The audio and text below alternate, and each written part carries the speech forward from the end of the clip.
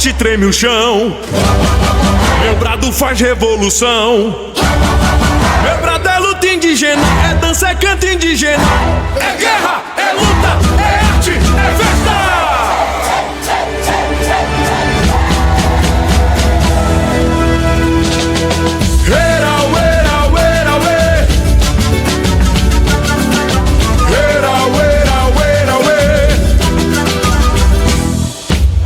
Se meu direito é violado, minha voz não calará, ecoará. Eu luto por justiça social, meu canto pelo tempo retumbará.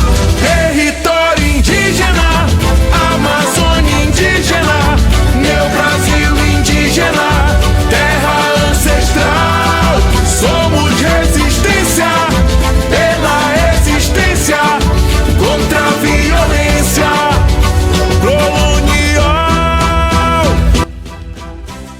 Muito boa tarde, Tefé. Boa tarde, SEST UEA. Mais uma vez estamos abrindo mais um episódio do podcast Trilhas da História. O episódio 11, hoje, 12 de junho de 2025. Uma grande satisfação e alegria estar aqui mais uma vez na frente, juntamente com a Gabriela, que daqui a pouquinho vai falar, e juntamente com um convidado para lá de especial. Vamos já apresentá-lo e também o tema do nosso episódio de hoje. Essa pátria... Acabamos de ouvir essa música, lindíssima música, Brasil, Terra Indígena, do Boi Caprichoso. Olha só, né, que nos inspira nesse momento, abrindo o nosso programa. Quero dizer a todos, sejam bem-vindos, sejam bem-vindas ao Trilhas da História, um podcast do projeto de extensão do curso de História da UEA em Tefé. Quando você acessar as plataformas no YouTube, Spotify ou Deezer, você pode digitar ali Trilhas da História, vai puxar rapidamente, se inscreve, segue nosso podcast. Nosso objetivo, gente, é atingir a comunidade acadêmica historiadora e a sociedade em geral, especialmente a população de Tefé.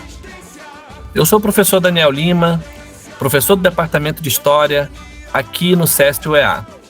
E estamos à frente desse projeto de extensão, juntamente com o professor Luciano Teles, que tem nos ajudado bastante, juntamente com uma equipe, entre os quais está a Gabriela Aquino, que está aqui ao meu lado hoje. Tudo bem, Gabriela? Tudo bem, professor Daniel. Primeiramente, quero agradecer o convite de estar mais uma vez do seu lado, tendo que entrevistar o professor Bruno, mas primeiramente quero agradecer e dizer boa tarde, SEST UEA, boa tarde, minha Tefé. Meu nome é Gabriela Aquino, sou finalista do curso de História e faço parte desse projeto com o professor Daniel e com o professor Luciano Teles. Agora eu vou dar um anúncio do tema que a gente vai trabalhar hoje, dia 12 de junho, a fabricação de indígenas no Amazonas, feito o trabalho do querido professor Bruno. Muito bem, Gabriela acaba de apresentar, já dizendo que temos um Bruno presente. No nosso programa de hoje eu vou apresentar devidamente o historiador, professor doutor Bruno Braga, nosso convidado especial de hoje. Ele é historiador e geógrafo, doutor em História Cultural pela Pontifícia Universidade Católica de São Paulo, a PUC, mestre em História Social pelo PPGH da UFAM. Bruno é amazonólogo, especialista em estudos amazônicos pela Universidade de Brasília. Ele atua aí no campo da pesquisa, os seus temas de pesquisa é a história social, história cultural da Amazônia, história indígena, ensino da história e da geografia, didática da história, Brasil e América Latina no século XIX, história da América indígena, patrimônio histórico e cultural, história da arte. O professor Bruno é membro efetivo do Instituto Histórico e Geográfico do Amazonas, o IGA, ocupando a cadeira 38, cujo patrono é Carl von der Stein. Olha que maravilha, né? Que alegria receber o Bruno aqui. Atualmente é pesquisador associado do Museu da Amazônia, MUSA, o MUSA, conhecido MUSA, e professor da Faculdade Católica do Amazonas. Professor Bruno, seja muito bem-vindo ao podcast Trilhas da História. Obrigado, professor Daniel, Gabriela e a todos os acadêmicos e acadêmicas aí do SEST da UEAD Tefé, a todos os que nos ouvem neste momento, a Intefé.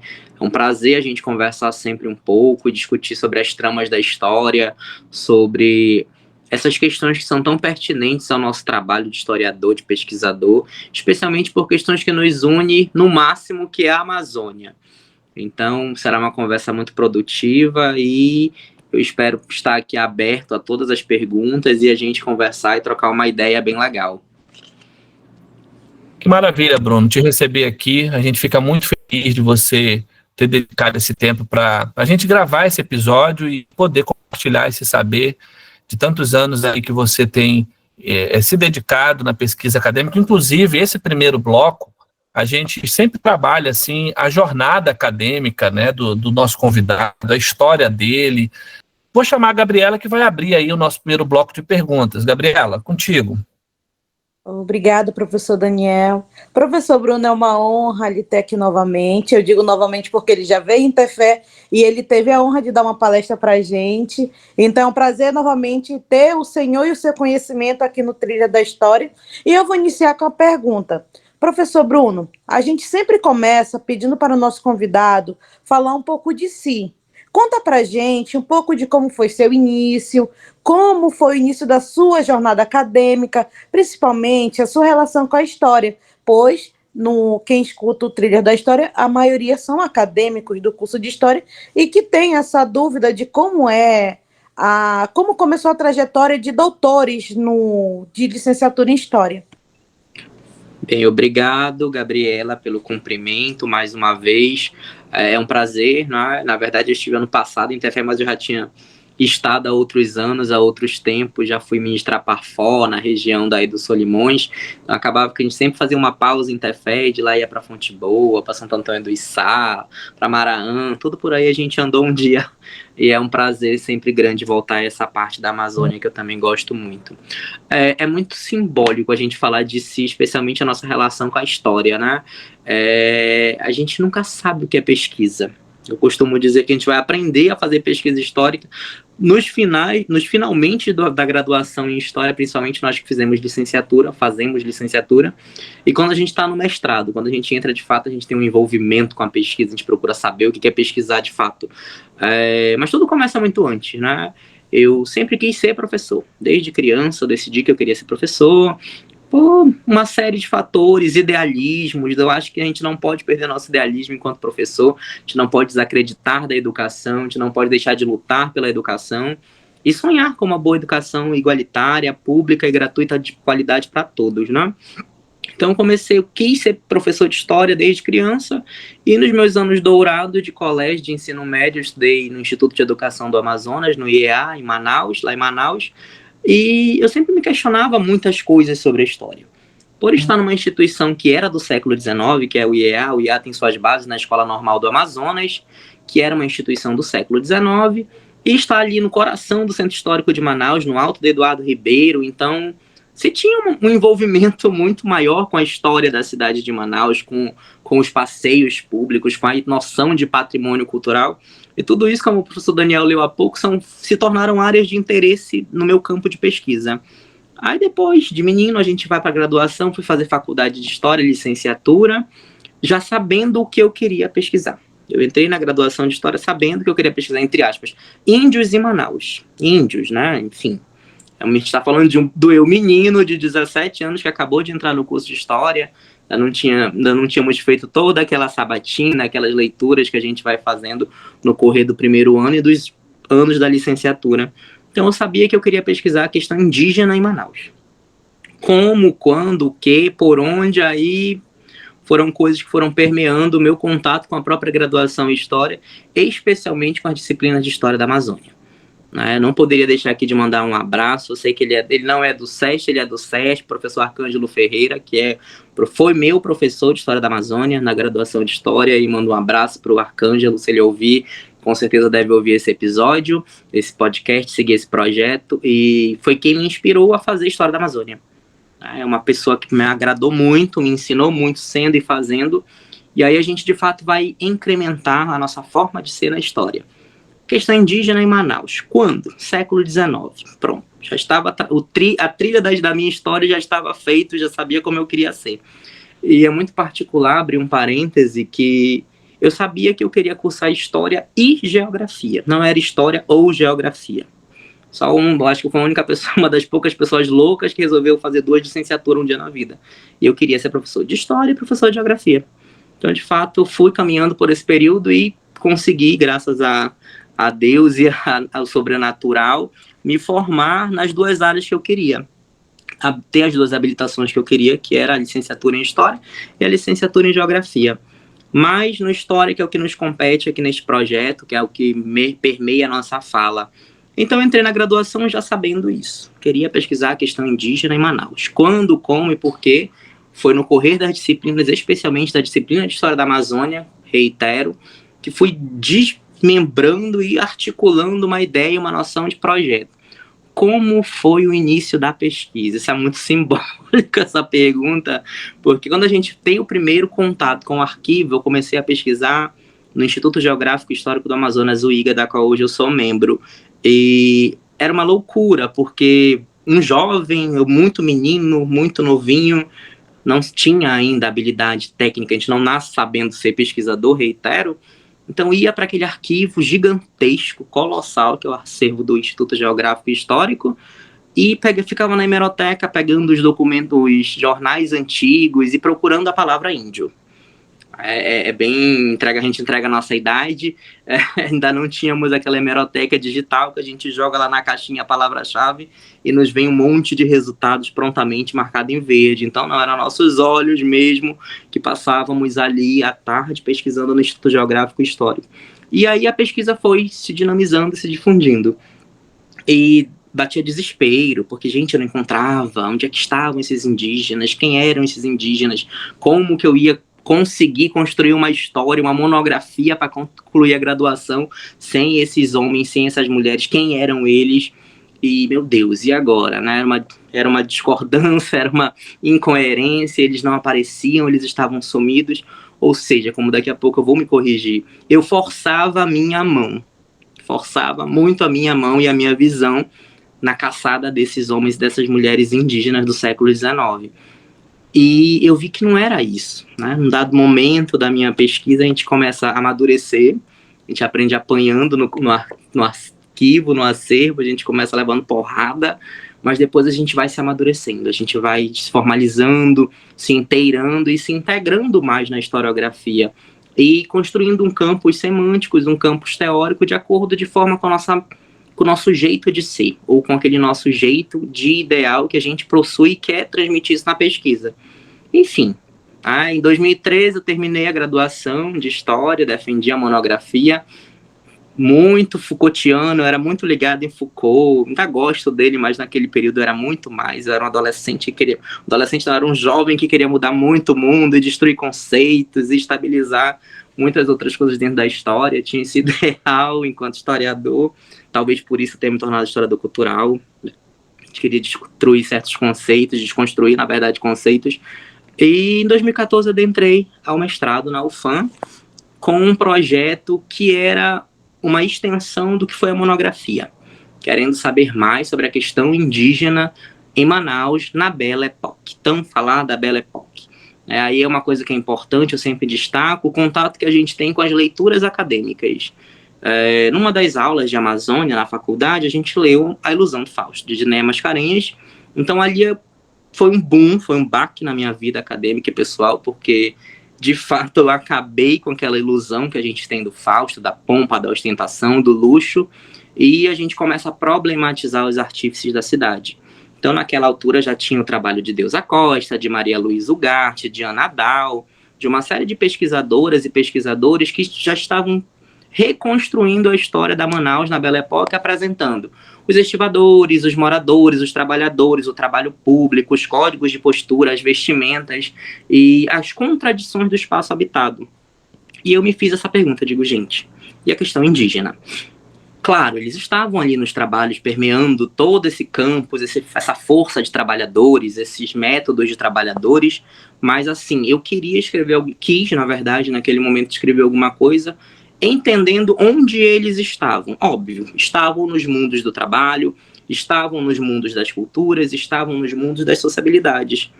E esse foi a extensão que me levou, e em 2016 eu defendi a dissertação na UFAM, sob a orientação do professor Almir Diniz de Carvalho, e deu muito o que falar, muito zum, mas foi uma dissertação muito boa, eu gosto muito daquele texto, a banca indicou para publicação, e aquilo sempre ficando, né? Queremos mais, podemos fazer mais, queremos fazer mais.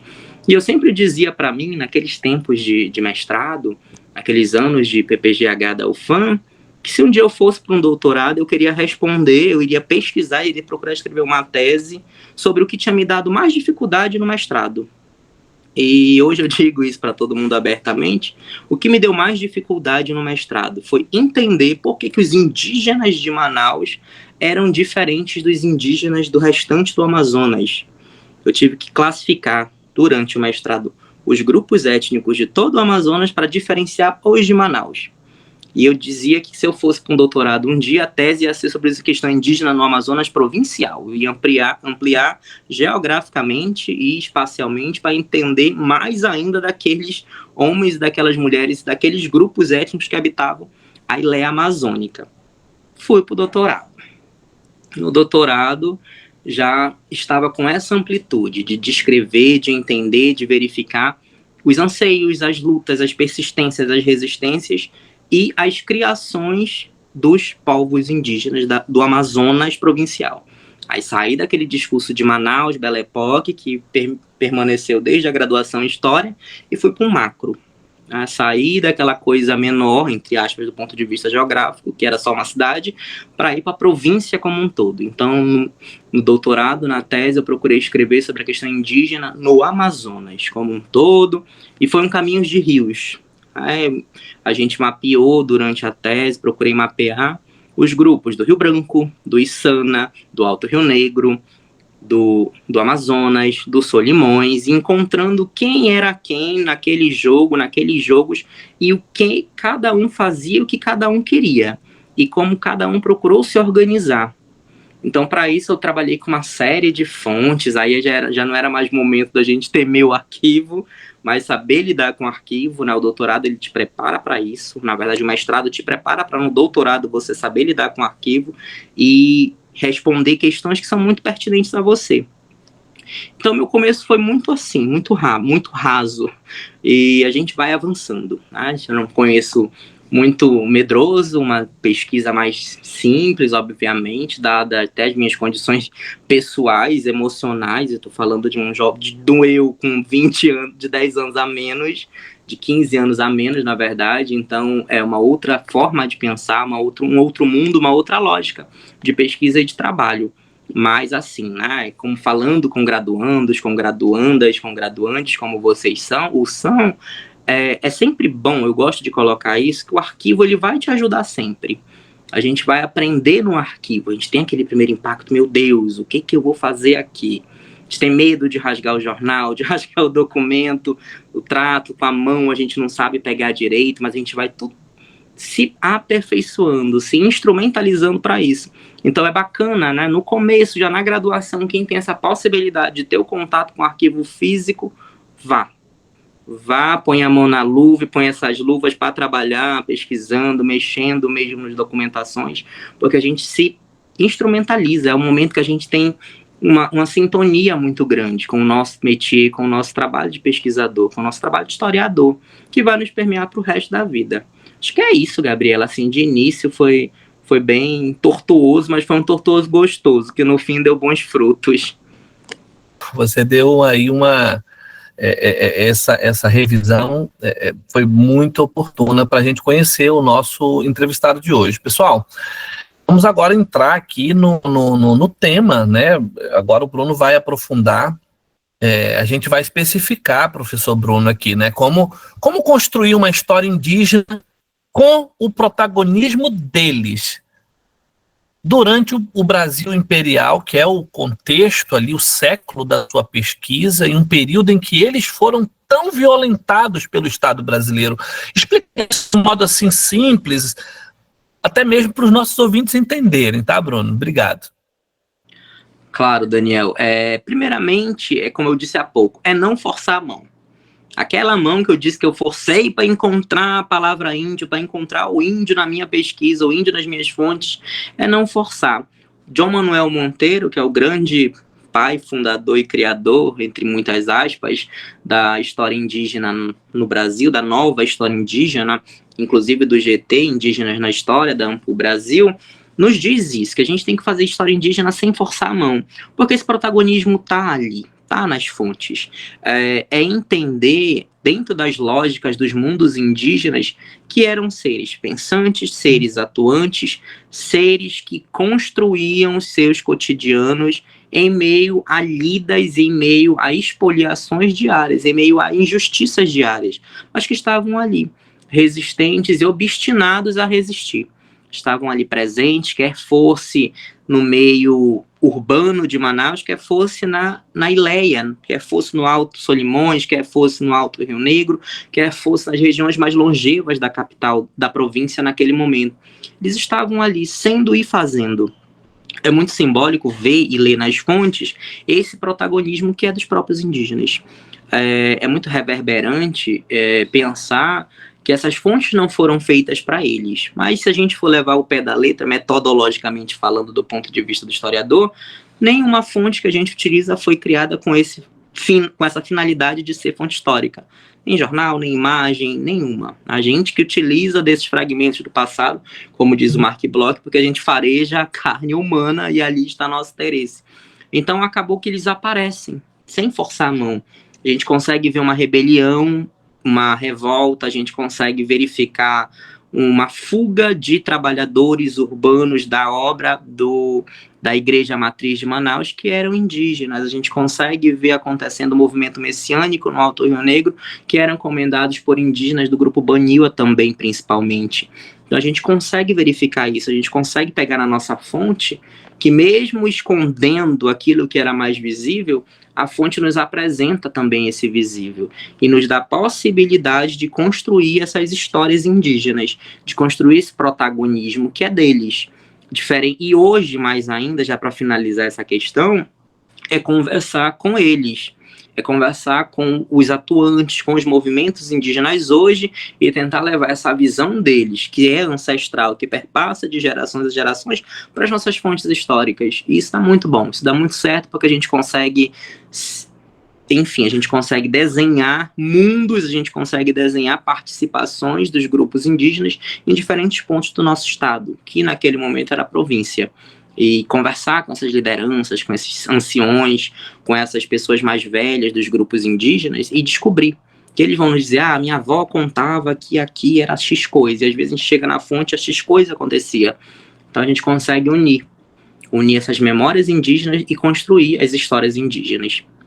Você diria, então, que a história oral é decisiva no processo, então, né, de testemunho histórico, não é isso, Bruno? Especialmente, mesmo a gente trabalhando com o século XIX ou séculos passados, da quais, enfim, majoritariamente quem viveu já está morto, já ancestralizou, como dizem os grupos indígenas, a memória que fica deles hoje sobre aquelas coisas, sobre aquelas regiões ou sobre aqueles lugares e fatos perpassa de gerações a gerações e chega até nossos dias.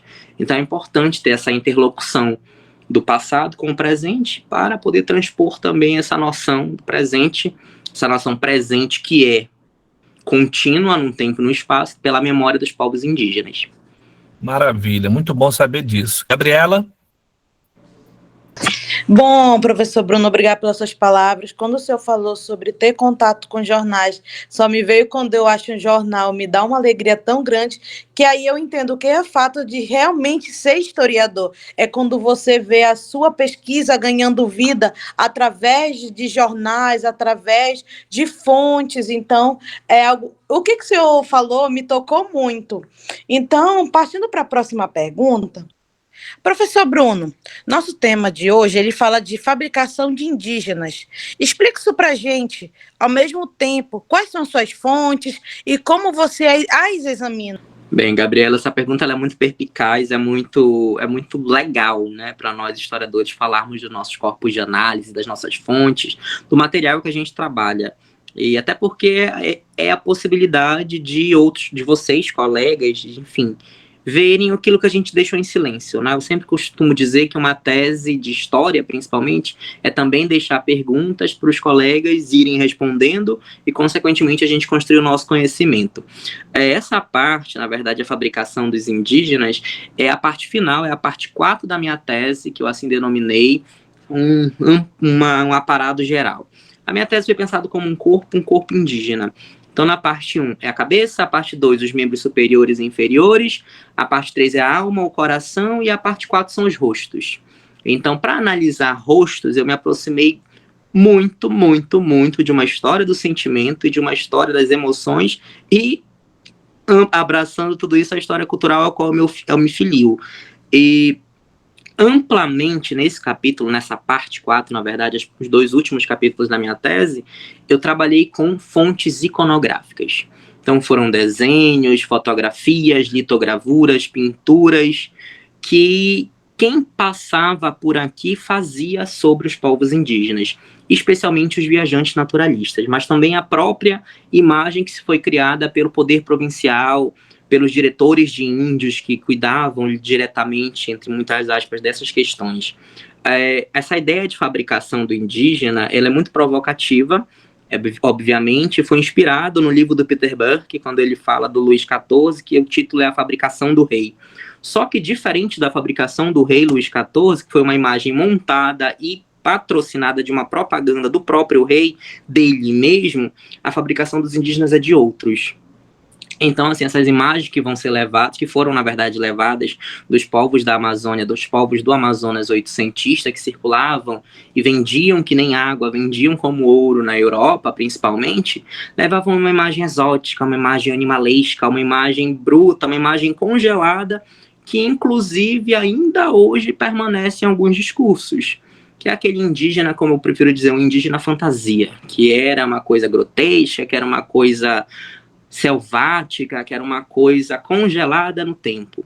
Mas, por outro lado, quando a fotografia, que é uma das grandes fontes da minha tese, do meu trabalho como um todo, vai surgir ao longo do século XIX, e essas pessoas, esses exploradores, esses naturalistas, esses curiosos que passavam por aqui, vão começar a fotografar o cotidiano indígena, aí a gente começa a ver muita coisa.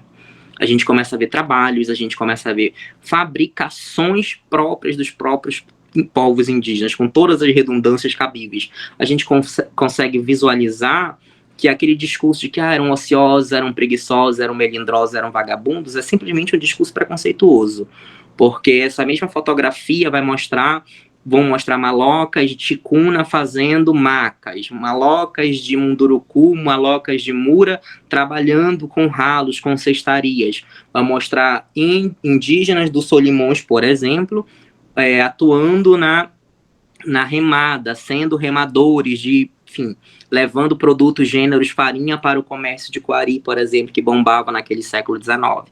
Então, assim, é uma construção de uma imagem que eu utilizei de 2 parâmetros. A imagem que foi criada para causar um furor e vender os livros de Avila Aleman, de Agassiz, enfim, as telas de François Billard, dessa gama de naturalistas que passaram por aqui, e também uma imagem daquilo que se tinha, daquilo que se era feito.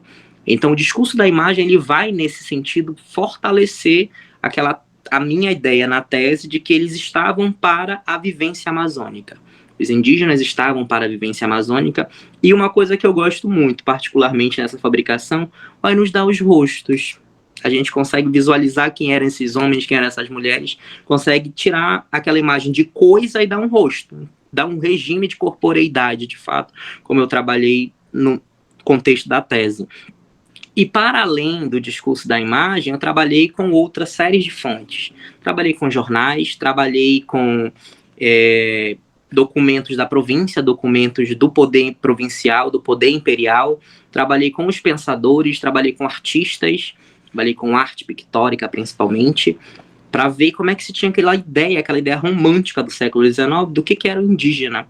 Havia dentro do IHGB, da Academia de Belas Artes e da própria intelectualidade brasileira uma ideia de cor local ideal. Que cor deveria ter o brasileiro? Que cor deveria ter o indígena do Brasil? né, ali figurado na ideia do Von Martius, das 3 raças, do preto, do branco e do avermelhado, acobreado, como ele diz. Mas como é que era esse acobreado? Então a discussão foi em torno disso no capítulo, nessa parte, na verdade, da tese. E os documentos provinciais, os documentos dos diretores gerais de índios, que eram uma pasta da província, que era uma subdivisão da província, havia assim, um grande controle. E como vai dialogar entre si? Porque ao mesmo tempo que o diretor-geral dos índios vai atuar no sistema de catequese e civilização, ele vai conversar com o diretor de obras públicas que precisa de braços para trabalhar, precisa de indígenas para serem servidores das obras públicas. Então vai haver um grande contato, vai haver uma moeda de troca que estava centrado nos corpos indígenas. Todo mundo naquele momento queria ter indígenas, todo mundo precisava de indígenas. E tanto que num dos contextos da minha tese, eu revirei a moeda, né? Porque muito se diz ainda no discurso oficial, de que aquelas pobres almas, entre aspas, aqueles homens e aquelas mulheres que vagavam errante, precisavam da província para encontrarem a felicidade e a civilização. E se fosse o contrário? Tem uma parte da tese que está essa pergunta. Se fosse a província que precisasse dos indígenas? Aí, de fato, eles começam a aparecer nos mundos do trabalho, Daniel, como você gosta, né? Começam a aparecer nas sociabilidades, começam a aparecer conversando, dialogando com outros tuxauas, se articulando para virem conversar com o presidente da província, começam a, via Manaus, grupos e levas de indígenas solicitar coisas do presidente da província e mais tarde do governador. Então, havia esses mundos. E se criou-se essa fabricação da imagem, que eu trabalhei a partir da questão pictórica propriamente dita, da questão imagética propriamente dita, e essa fabricação também de imagem de indígena ocioso, vagabundo, melindroso, mas que na verdade não era isso. É muito simbólico pensar que tem um relatório de 1858 que vai basicamente catalogar o que os indígenas faziam ao longo da província. Então, para cada grupo, ele vai criar um tipo ideal, à la Weber, como teoriza Max Weber, de produção, de tipo de coisa a se fazer. Por exemplo, os Sateré-Maué, que habitavam ali o Baixo Amazonas, Maués, Parintins e companhia, eram os aptos produtores de Guaraná. Sabia-se que eles tinham técnicas de cultivo de Guaraná. Os do Alto Rio Negro, Içana e companhia, eram os produtores de cestarias, de ralos, de utensílios que eram levados e distribuídos pelas longas comunidades do Alto Rio Negro, de todo o Rio Negro. Esses utensílios eram para quê? Para ralar mandioca, para fazer farinha, para estabelecer cultivos e estabelecer, de fato, uma comercialização de alguns gêneros. E esses gêneros estavam ali presentes nesse cotidiano de trabalho. Muito bem. Olha, acredito que nós fechamos bem esse primeiro bloco, Bruno, e essa sua última explanação sobre a fabricação de indígenas, né, o contexto, o significado. Eu estava olhando aqui, gostaria de deixar registrado nesse episódio, a pesquisa de tese do Bruno foi defendida em 2022, ela tem por título Chão de Vidas, Rios de Memórias. Já dá para perceber que o Bruno consegue externalizar aqui muitas memórias que estão aí nesse ambiente que ele pesquisou, que foi nesse contexto, gente, de histórias indígenas do Amazonas Imperial de 1845 a 1888, o ano da abolição. Muito bem, nós vamos, como você já tem ouvido, nosso podcast tem um intervalo, tem uma música aí que a gente traz, e hoje nós temos uma música bem sui generis. Vidas indígenas importam sim, do Boi Caprichoso. Acompanhe com a gente, estamos de volta já já.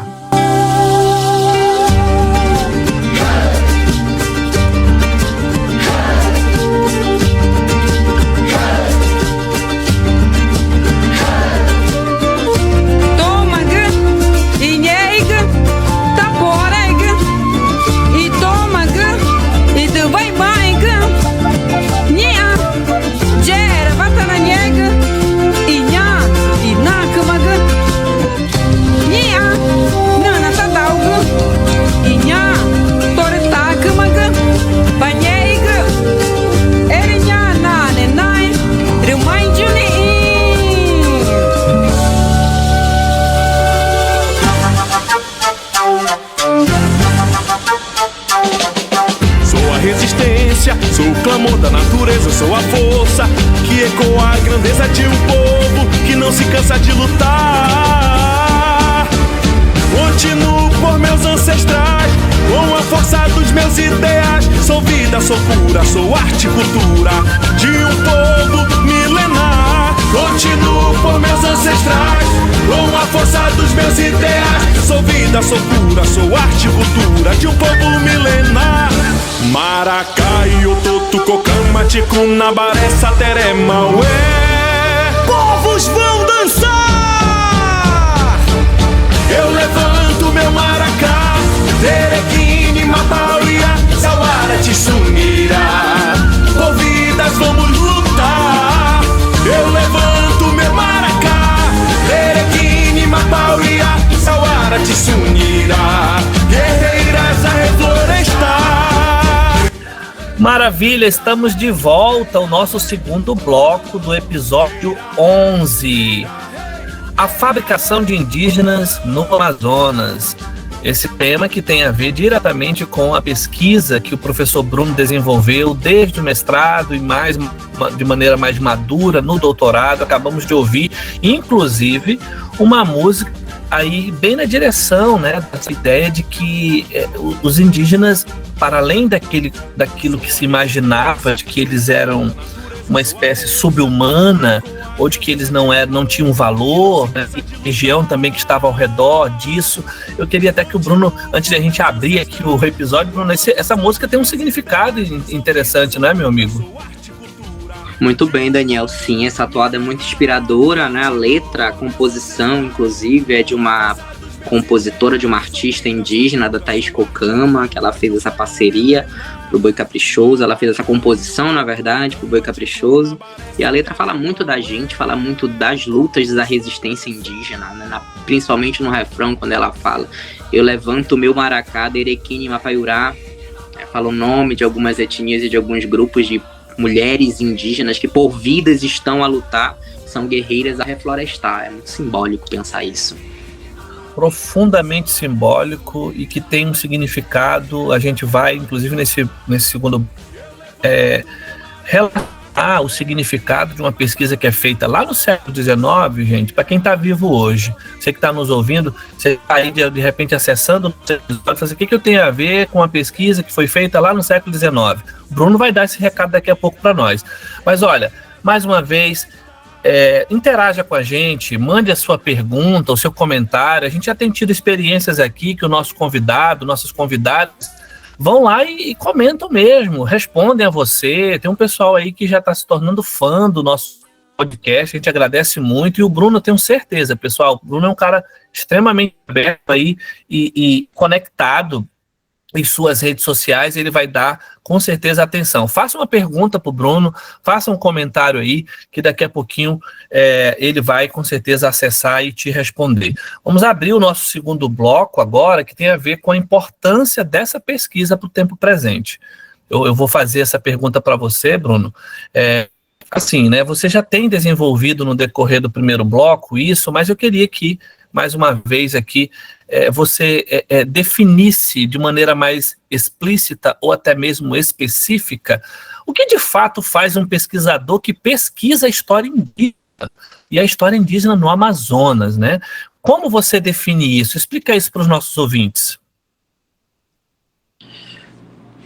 Bem, Daniel, uma vez no Mampu, no SNH, de 2017, que foi em Brasília, a professora Maria Regina Celestino de Almeida, que é uma grande autora da história indígena, uma grande pesquisadora da história indígena brasileira, disse algo que me tocou profundamente. Numa mesa que ela estava, falou o seguinte: que todo historiador, independente do tema de pesquisa, da linha de pesquisa, do sujeito de pesquisa, tem a obrigação de ser aliado da causa indígena no Brasil, independente de qualquer tema de pesquisa. Todos nós historiadores temos essa luta, essa causa como parte também da nossa forma de ser e da nossa forma de contribuir.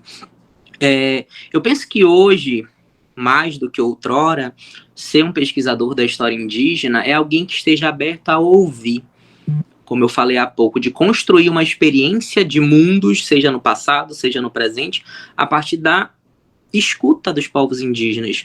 Por muito tempo se criou aquela frase, né? É preciso dar voz aos povos indígenas. Eu costumo dizer hoje que é preciso a gente dar ouvidos aos povos indígenas, entender os seus anseios, entender as suas construções e entender os seus regimes de historicidade também. Como eu disse há pouco, por mais que eu pesquise o século XIX, como eu pesquiso, mas para eu divagar e adentrar o universo das minhas fontes, que não foram, diga-se de passagem, produzidas por indígenas, eu tenho que entender como é que os indígenas de hoje se veem nessa história. Como é que eles, de fato, querem que essa história seja apresentada. Isso não é somente um maniqueísmo ou uma redundância ou um desvio de métier, um desvio de função do historiador. Até porque a nossa tarefa do historiador também é ouvir, é dialogar com ambas as partes, né? O historiador não é para ser juiz, o Mark Bloch já diz isso lá na Apologia da História. Então, ele é para ali para ouvir, para estar atento a essa parte e procurar compreender, procurar construir não uma nova história, mas construir uma narrativa na qual agregue e congregue estes povos, porque eles já foram tão silenciados e permanecer ainda hoje querendo se erguer, se erigir como dono da verdade sobre os ticuna, sobre os matissés, sobre os canamari, não é mais papel para pesquisador nenhum, né? Mas é uma pessoa que está ali, um aliado, um parente, como eles chamam, né? Os povos indígenas entre si se tratam de parente. Então eu penso que hoje o pesquisador, o historiador da causa indígena, das histórias indígenas, tem que estar ali atuando como aquele parente, não somente levando e trazendo coisas, mas construindo juntos, entendendo todos esses sistemas, esses simbolismos, estas formas de ser e de fazer no mundo. Bom, professor Bruno, sua fala é muito importante, principalmente para aqueles, né, que estão iniciando sua jornada acadêmica e pretendem fazer um mestrado e seguir para um doutorado, porque o sonho foi, como o meu era, fazer história e querem dar seguimento. Bom, professor Bruno, na sua pesquisa, que fatores te ajudaram a compreender a noção do processo histórico? Explica um pouquinho para a gente. Claro, Gabriela, que bom que a fala tem ido consonante a isso que vocês almejam, e o caminho é esse mesmo, a gente procura ser e acontecer no tempo e no espaço, né? Enquanto pessoa, enquanto professor, enquanto pesquisador. Bem, vamos lá, compreender a noção de processo histórico. Primeiro é a ideia que eu tinha desde sempre na minha cabeça, de que a história é sempre complexa, múltipla, multifacetada, permeada de diferentes discursos e de diferentes visibilidades. Enfim, quando eu estava construindo a tese, já lá em 2019, no primeiro ano de doutorado, uma querida professora, que é uma querida mesmo, me fez uma provocativa muito grande, que ela disse que queria entender, que ela dizia que um desafio da minha tese, na verdade, era que eu apresentasse nas minhas páginas como os meus pesquisados, ou seja, como os grupos indígenas do Amazonas provincial compreendiam tempo e espaço. Eu digo, Jesus Cristo, como é que eu vou fazer isso, né? Com fontes que não foram produzidas por eles. Então, assim, eu procurei, dentro disso, grosso modo, estabelecer como o processo histórico acontecia lá no Velho Continente, como vinha acontecendo no Império do Brasil e como isso era transmitido ou como isso acontecia dentro das comunidades indígenas. E aí eu criei uma noção de temporalidade, né? Eu estabeleci, na verdade, uma noção de temporalidade para a lógica amazônica, para a lógica dos povos indígenas. Tinham diferentes tempos. Tinha o tempo dos batizados, por exemplo, que era quando o missionário chegava na comunidade. Tinha o tempo das frutas, inclusive aí eu me inspirei numa dissertação que hoje é publicada, que é do Justino Sarmento, que é tuiuca, que é indígena e antropólogo, que trabalhou, né, essa questão dos tempos, como é que eram esses ajuris, como é que se davam essas coisas, esses cultivos dentro das lógicas, como é que se dá, na verdade, esses cultivos das lógicas indígenas. Tinha os tempos dos rituais, tinha os tempos da vazante, os tempos da sazonalidade dos rios, óbvio, estamos na Amazônia, e tinham esses diferentes regimes de mundo, esses regimes de processo, que são processos históricos. Então, a compreensão do todo, a compreensão não estava macrocósmica. A gente não consegue pegar, por exemplo, Brodel com seu Mediterrâneo e jogar aqui dentro da Amazônia provincial e trabalhar esse ipsilíteres. Não era isso. E naquela altura do doutorado, quando a professora me fez esse desafio, que ela queria saber como os povos indígenas que eu pesquisava lidavam com o tempo, com a temporalidade, eu digo, Jesus, vamos lá, vamos construir isso. Então a gente tentou e conseguiu, por meio das fontes, compreender como cada um dos grupos se relacionava com essas temporalidades. Que, inclusive, tem um livro que foi publicado agora não, tem uns, 7, 8 anos, que é os Ciclos Anuais do Rio Tiquié, que mostra como os povos produtores daquela região do Amazonas, do Alto Rio Negro, lidam com as sazonalidades, com as temporalidades, e produzem seus frutos. E eu lembro que quando eu estava escrevendo a tese, essa parte, eu me questionava, mas até hoje a gente fala, tá no tempo do açaí, tá no tempo do jambo, tá no tempo do mari, tá no tempo, enfim, disso, daquilo outro. E isso é uma construção de processo histórico, porque está regido por um tempo que age numa lógica própria. Então, a minha compreensão, na verdade, desse sentido de processo histórico, foi de compreensão de como esses grupos atuavam nessas temporalidades. Quer fosse deles, quer fosse dos não indígenas, por exemplo, que tinha um tempo que era comum. Todos os viajantes vão falar que é o tempo dos batismos, que era o período que o missionário chegava lá na aldeia, chegava na comunidade, chegava realizando todas as liturgias judaico-cristãs, todos os sacramentos, administrando os sacramentos para aqueles homens e para aquelas mulheres que estavam ali. Mas fora disso havia um ciclo, haviam seus tempos anuais, os seus sistemas anuais. O tempo da coleta dos ovos de tartaruga, por exemplo, que eram tipo ouro na Amazônia, entre os grupos indígenas, do Solimões principalmente, daí dessa região de Tefé principalmente. Ovo de tartaruga era um gênero de altíssima querência, de altíssimo padrão, todo mundo queria e consumia-se muito. Então, se tinha toda essa lógica de ser, todo esse processo, e levando sempre em consideração, reitero, que a história é sempre complexa, múltipla, multifacetada e formada por diferentes discursos. Então, a minha própria compreensão de processo histórico era essa, desde o começo, construir uma narrativa que apresente diferentes sujeitos históricos. E como o professor Daniel falou há pouco, leu, na verdade, o título, isso foi para o título da minha tese, né? Histórias indígenas no Amazonas provincial. Eu não procurei colocar uma coisa só, mas uma coisa plural. Histórias indígenas que vão indiscretamente ou discretamente se conectando, se entrelaçando e formando todo esse processo, toda essa simbiose que foi a história do Amazonas provincial. Excelente, muito bom. Gente, olha, tudo que é bom, né, parece que vai durando pouco, mas tá muito bom esse nosso episódio de hoje. A gente já vai caminhando para o final. Tem uma pergunta assim que a gente sempre finaliza pedindo para o nosso convidado refletir um pouco, sabe, Bruno, sobre a importância disso para quem está vivo no tempo presente. Como essa temática pode despertar a consciência histórica do cidadão comum, especialmente aquele do não indígena, vamos colocar assim, né? Faça uma reflexão sobre a gente. Essa pessoa ela é bombardeada com muitas informações da mídia, desses algoritmos perversos que simplificam questões tão complexas como essas que você bem explicou para nós. Reflete um pouco sobre o hoje para nós, Bruno.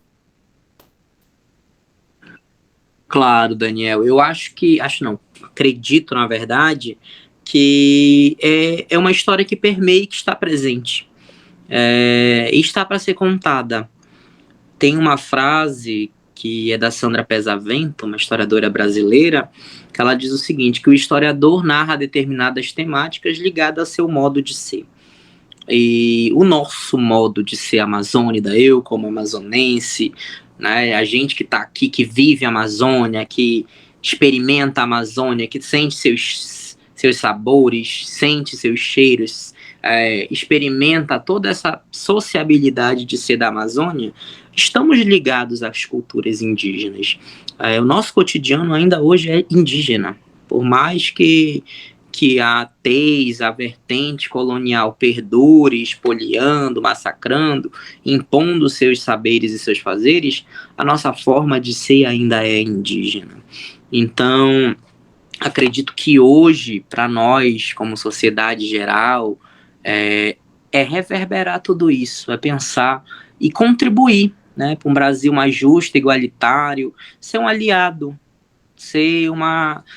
ajudar um pouquinho naquilo que a gente pode, ajudar a construir essa igualdade no Brasil, esse sentido de igualitário no nosso país, respeitando as tradições, respeitando o diferente e respeitando principalmente os povos indígenas, não somente os relegando a um passado histórico. Chegou 19 de abril, vamos pintar a cara das criancinhas e colocar penacho na cabeça, né? Não é isso, não é criar uma fantasia, mas é entender que hoje a indígena é médico, é advogado, é doutor, vai à Europa, vai aos Estados Unidos, faz conferências, tem iPhone, come iFood, come hambúrguer, usa Nike, usa tênis, usa jeans, está onde ele quer. Os indígenas estão onde ele quer porque eles são sujeitos históricos.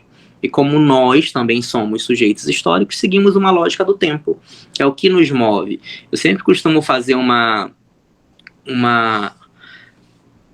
referência bem particular quando eu falo das questões indígenas para todo mundo, né? Quando a gente pensa hoje, se você jogar isso no Google, inclusive, homem português moderno, homem português atual, de cara vai aparecer o Cristiano Ronaldo.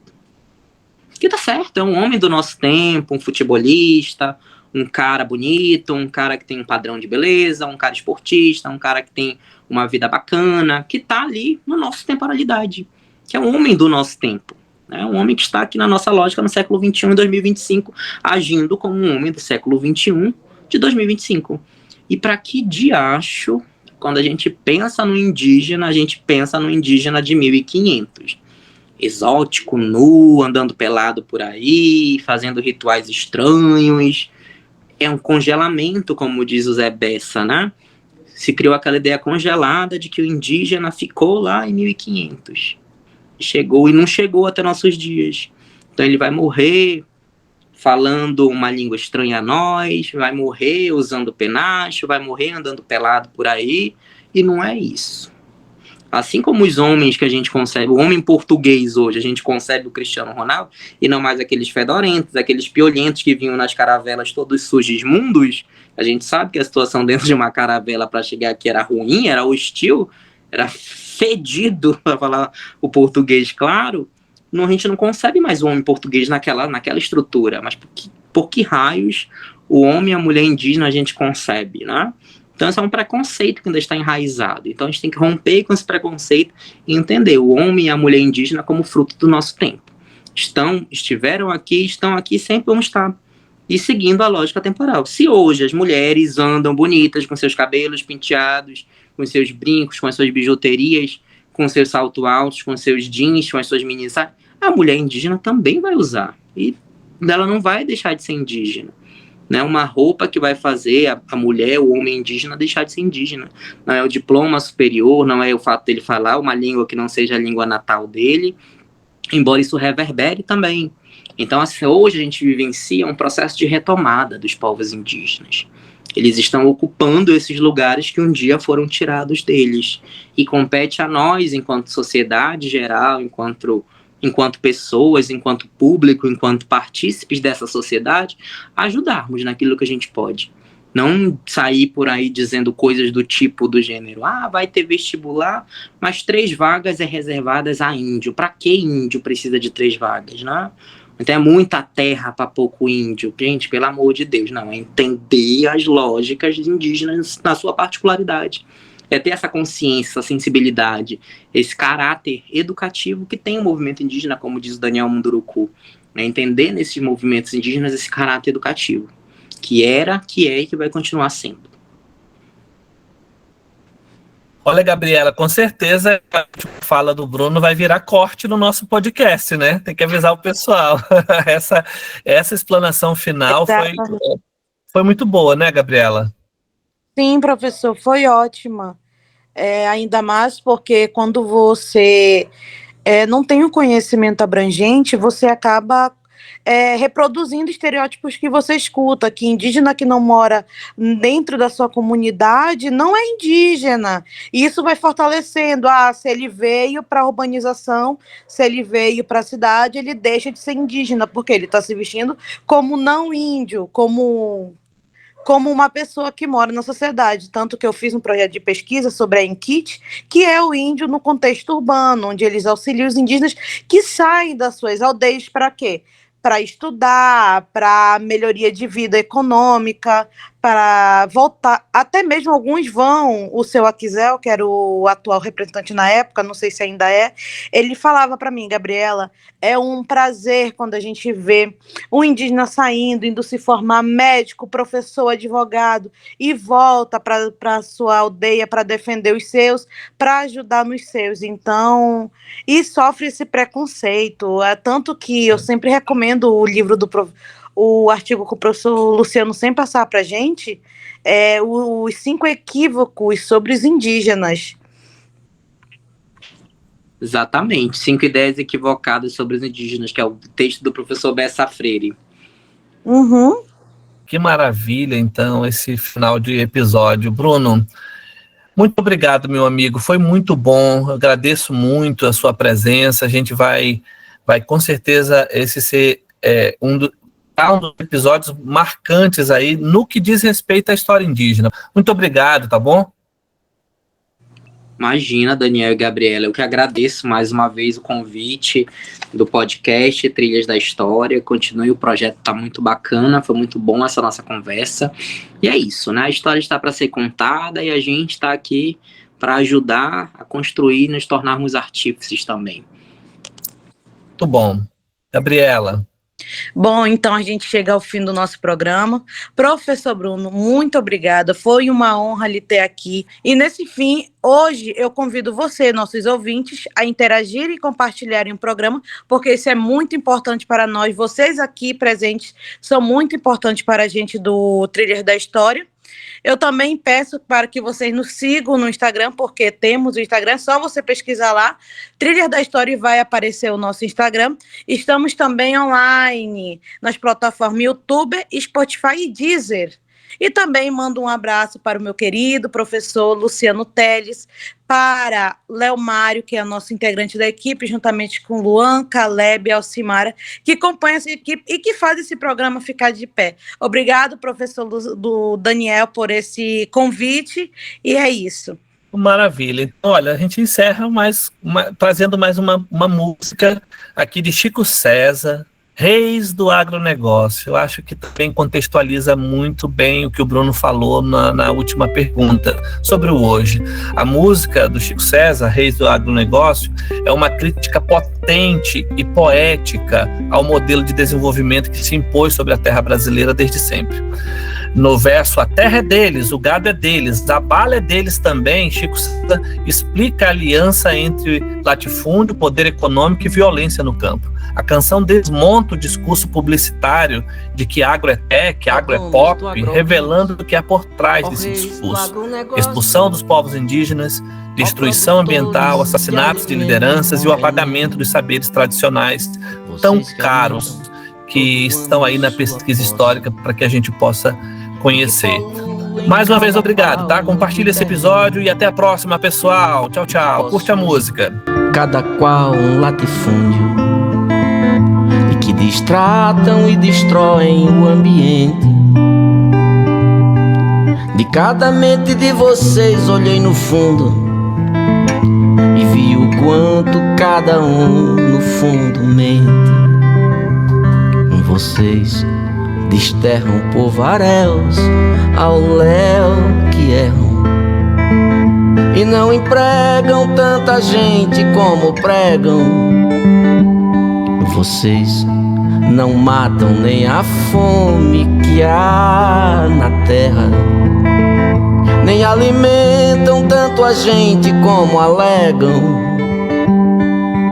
É o pequeno produtor que nos provê, e os seus deputados não protegem como dizem. Outra mentira de vocês, Pinóquios velhos.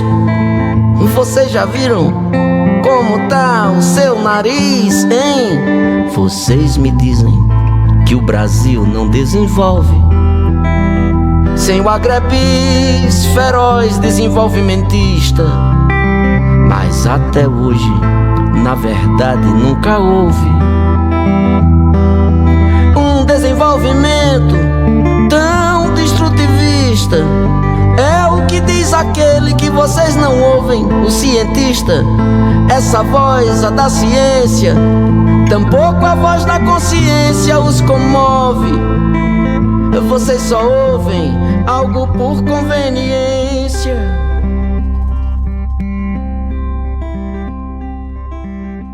Para vocês